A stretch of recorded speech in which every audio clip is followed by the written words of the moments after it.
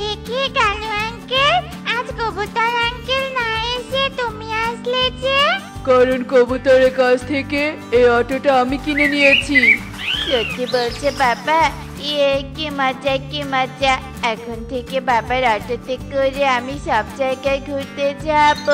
হ্যাঁ রে বাবা, তুই যেখানে যেতে চাইবি আমি তোকে সেখানেই নিয়ে যাব।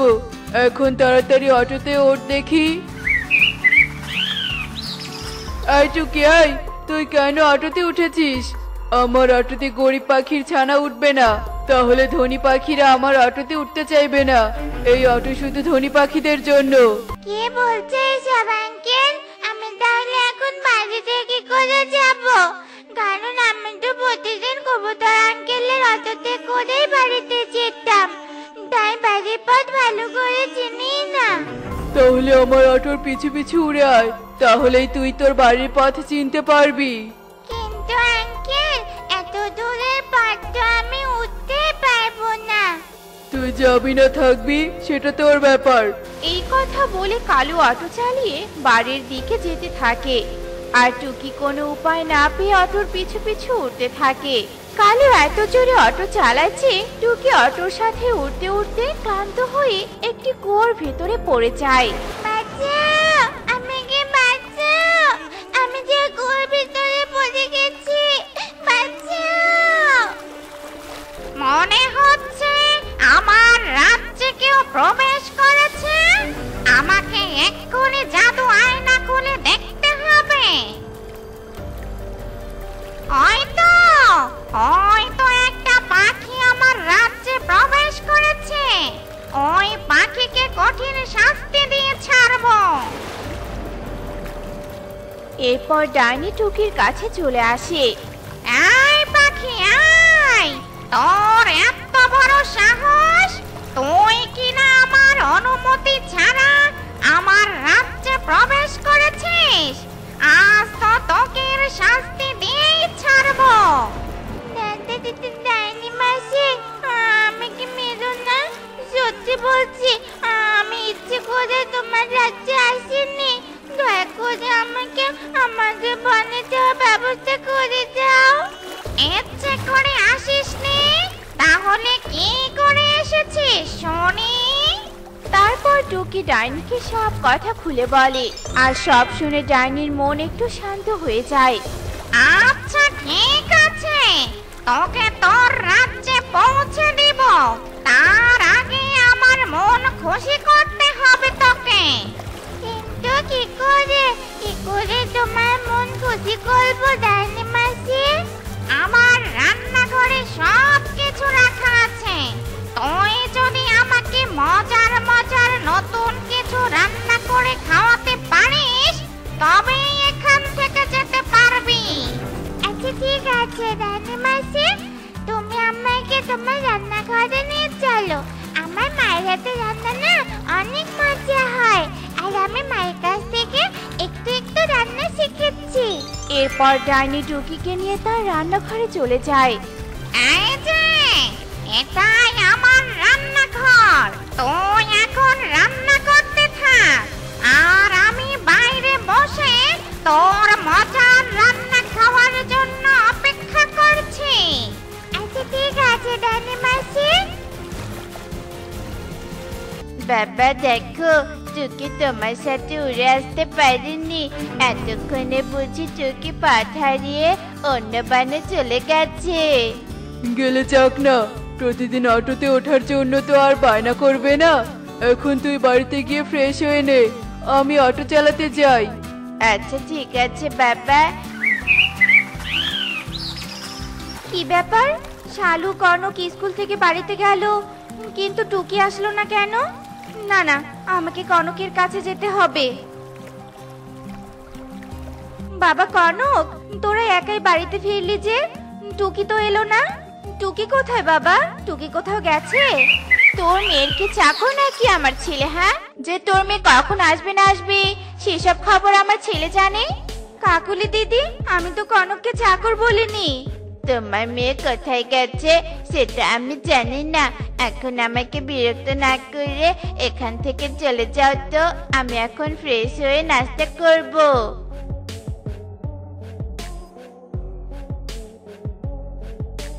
কবুতর দাদা বাড়িতে আছো? আরে টুনি, কি হয়েছে? আমাকে ডাকছিস কেন? আজ তুমি আমার মেয়েকে নিয়ে আসোনি কেন? ওর বন্ধুরা সবাই তো চলে এসেছে, কিন্তু টুকি যে এখনো বাড়ি আসেনি। আমি তো আজ টুকিদের নিতেই যাইনি, কারণ আমার খুব টাকার দরকার ছিল বলে কালু দাদার কাছে অটোটা বিক্রি করে দিয়েছি। কালু দাদা তো সবাইকে নিয়ে আসবে বলেছে। বনের সবার বাড়িতে গিয়ে খুঁজে দেখ তো, অটো থেকে নেমে আবার কোথাও খেলতে যেতে পারে। আচ্ছা ঠিক আছে দাদা, তাই দেখছি।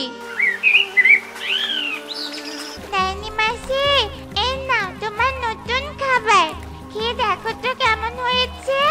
এটা যদি মজা না হয় তাহলে আবার অন্য একটা খাবার বানিয়ে দিব তোমাকে। আচ্ছা ঠিক আছে, দে দেখি।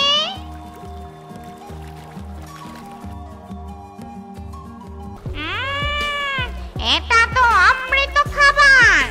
এত মজার খাবার আমি কখনো খাইনি। এর রেসিপিটা আমাকে বল দেখি। এটা হলো কাঁঠালের বড়া ডাইনি মাসি। আমি কাঁঠালগুলো সেদ্ধ করে সেটাকে বেসন দিয়ে তেলের মধ্যে ভেজে নিয়েছি, তাই কাঁঠালের বড়া হয়ে গেছে। সত্যি তুই এই প্রথম আমাকে নতুন মজার খাবার রান্না করে খাইয়েছিস। তোর উপর আমি অনেক খুশি হয়েছি। এই নে একটা গাড়ি, এই গাড়িতে করে তুই প্রতিদিন স্কুলে যাবি। আর গাড়ির ভেতরে এক কলস স্বর্ণ মুদ্রা আছে, সেগুলো বিক্রি করে তোর মাকে একটা বড় হোটেল দিতে বলবি। তাহলে তোদের আর কোনো কষ্ট থাকবে না। কিন্তু মাসি, আমি তো গাড়ি চালাতে পারি না, তাহলে কি করে গাড়ি নিয়ে স্কুলে যাব? এই গাড়ি কোনো সাধারণ গাড়ি নয় রে, এটা হলো জাদুর গাড়ি। এই গাড়িতে উঠলে গাড়িটা নিজে নিজেই চলবে। এখন তুই গাড়িতে উঠে বস, দেখবি গাড়ি তোকে তোর রাজ্যে নিয়ে যাবে। সত্যি বলছো ডাইনি মাসি? ইয়ে, কি মজা কি মজা! তোমাকে অনেক ধন্যবাদ ডাইনি মাসি, সত্যি তুমি অনেক ভালো। এরপর টুকি খুশিতে গাড়িতে উঠে পড়ে, আর গাড়ি টুকিদের বনে চলে আসে। আর টুকি পথে টুনিকে দেখে গাড়ি থেকে নেমে পড়ে। মা, মা, কোথায় যাচ্ছ? এই দেখো আমি চলে এসেছি। মা, তুই এসেছিস? আমি তো তোকে খুঁজতে খুঁজতে ক্লান্ত হয়ে পড়েছি। তুই কোথায় গিয়েছিলি রে মা? তারপর টুকি টুনিকে সব কথা খুলে বলে, আর সব শুনে টুনি অবাক হয়ে যায়। শয়তান কালু, আমার মেয়েটার যদি আজ কিছু হয়ে যেত! কালুর পুরো পরিবারটাই খুব খারাপ। কনক আমাকে মিথ্যে বলেছে। ওদের সাথে তুই আর মিশবি না রে মা, কোনো দিন না। কোন দিন না আবার তোকে বিপদে ফেলে দেয় ওরা। চল মা চল, এখন বাড়িতে যাই। ক্ষুধায় যে তোর মুখটা শুকিয়ে গেছে রে মা।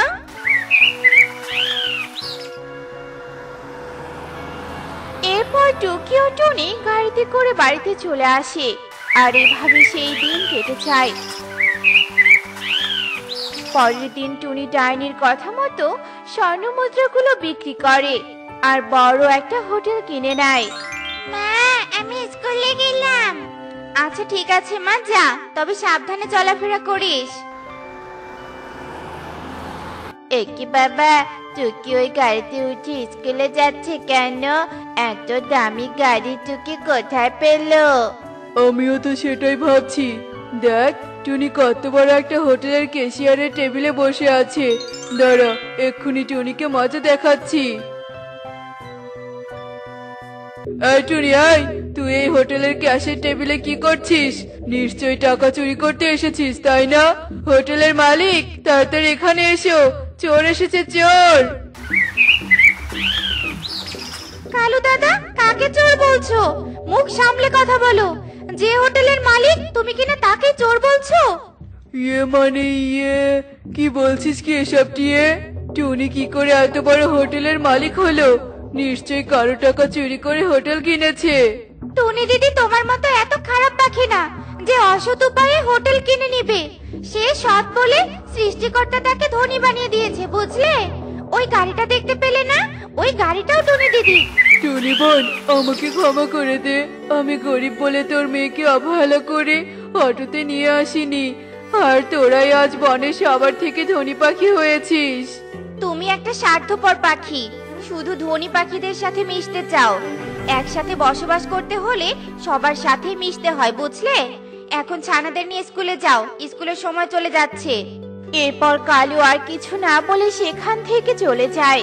আর তখন থেকে টুনি হোটেলের ব্যবসা করে মেয়েকে নিয়ে সুখেই দিন কাটাতে থাকে। আরো অনেক দূরের পথ যেতে হবে, এদিকে খিদের জ্বালায় চোখ লেগে আসছে। কি যে করি, আশেপাশে তো কোনো খাবারের দোকানও দেখছি না। কি আর করার, আমি বরং এই গাছটার নিচে বিশ্রাম নেই।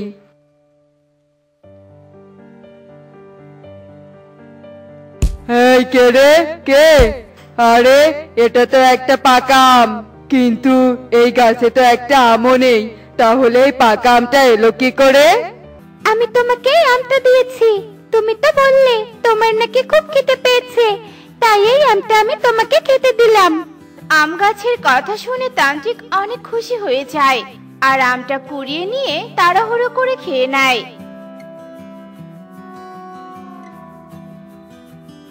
হে আম গাছ, তুমি আমার খিদে দূর করেছো, আর তোমার পরোপকারে আমি অনেক খুশি হয়েছি। তাই আমি তোমাকে একটা উপহার দিতে চাই। বলো তোমার কি চাই? আমার তেমন কিছু চাই না তান্ত্রিক বাবা, তুমি শুধু আমার কাছে অনেকগুলো আম ধরিয়ে দেওয়ার ব্যবস্থা করো। আমার কাছে সেই শুরু থেকে একটা আমি ধরে, আর এই জন্য অন্য গাছেরা আমাকে দেখে হাসি ঠাট্টা করে। এ তো বড় কঠিন কাজ, তবে আমি তোমাকে একটা সোনার আম দিচ্ছি। এই আমটা তোমাকে এমন একজনকে দিতে হবে যে অনেক সৎ আর ভালো মনের পাখি হবে, যে তোমার সোনার আম দিয়ে অনেক জনের উপকার করবে। তাহলে তুমি অনেক আমের মালিক হবে। এই কথা বলে তান্ত্রিক তার জাদু শক্তি দিয়ে আম গাছে একটা সোনার আম ধরিয়ে দেয়। তারপর সে আবারও তার পথ চলতে শুরু করে। এদিকে আম গাছ একজন সৎ পাখি আসার জন্য অপেক্ষা করতে থাকে। বেলুন নিয়ে যাও, বেলুন, রঙিন রঙিন বেলুন, একটা কিনলে একটা ফ্রি। আসুন আসুন, বেলুন নিয়ে যান, বেলুন। না, আশেপাশে কেউ নেই যে আমার থেকে একটা বেলুন কিনবে। সারাদিন বনে বনে ঘুরে চোখটা কেমন লেগে আসছে। এই আম গাছটার নিচে একটু বিশ্রাম করি। আহারে, এই পাখিটার বুঝি অনেক কষ্ট, সারাদিনেও একটা বেলুন বিক্রি করতে পারেনি। আর গরিব পাখিরা নাকি সৎ আর ভালো মনের হয়। আমি সোনার আম দেওয়ার জন্য একেবারে সঠিক পাখিকে পেয়েছি।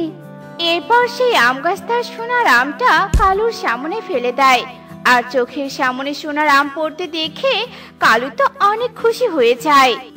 আরে, আমি কি দেখছি? এটা তো সোনার আম। হা, হা, হা, হা, হা। সৃষ্টিকর্তা বুঝি আমার দিকে মুখ ফিরে তাকিয়েছে। আমার সংসারে আর অভাব থাকবে না। আমি তোমাকে সোনার আমটা দিয়েছি, এটা দিয়ে তুমি তোমার সংসারের অভাব দূর করবে, পাশাপাশি গরিব দুঃখীদেরও সাহায্য করবে। তবে আমার কাছে যে অনেকগুলো আম ধরবে, তুমি আমার এতটুকু উপকার করবে তো? এসব তুমি কি বলছো? তোমার কথা তো আমি কিছুই বুঝতে পারছি না। এরপর আম গাছ কালুকে সমস্ত কথা খুলে বলে। ও আচ্ছা, এই ব্যাপার। ঠিক আছে আম গাছ, আমি তোমার সব কথা পালন করব। এই কথা বলে কালু সোনার আম নিয়ে বাড়িতে চলে যায় আর কাকুলিকে সব কথা খুলে বলে। না না কালু, আমরা কাউকে সাহায্য করতে পারবো না। আম কুড়িয়ে পেয়েছি আমরা, আর সাহায্য করব অন্যজনকে। চলো কালু, আমরা এই সোনার আমটা বিক্রি করে একটা পাকা বাড়ি বানাই, একটা দামি কার কিনি, আর বাকি টাকা দিয়ে দেশে বিদেশে ঘুরে বেড়াই। হ্যাঁ কাকুলি, তুমি যা চাও তাই হবে। এরপর কালু ও কাকুলি সোনার আম বিক্রি করে অনেক সুন্দর একটা পাকা বাড়ি বানায় আর একটা দামি গাড়ি কেনে। আর এভাবে দেখতে দেখতে বেশ কিছুদিন কেটে যায়।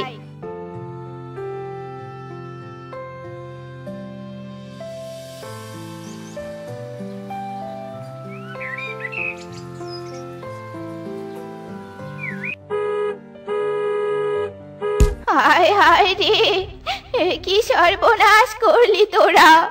আমার এতগুলো ডিম ভেঙে ফেললি।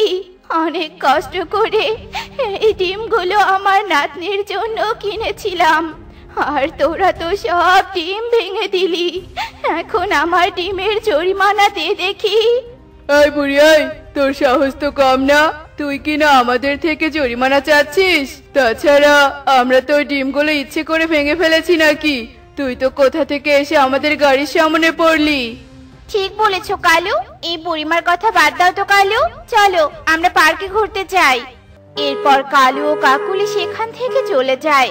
এদিকে মিনু বৃদ্ধা অনেক জোরে জোরে কাঁদতে থাকে। ঠিক তখনই সেখানে টুনি চলে আসে। এ কি মা, তুমি এভাবে দাঁড়িয়ে কাঁদছো কেন?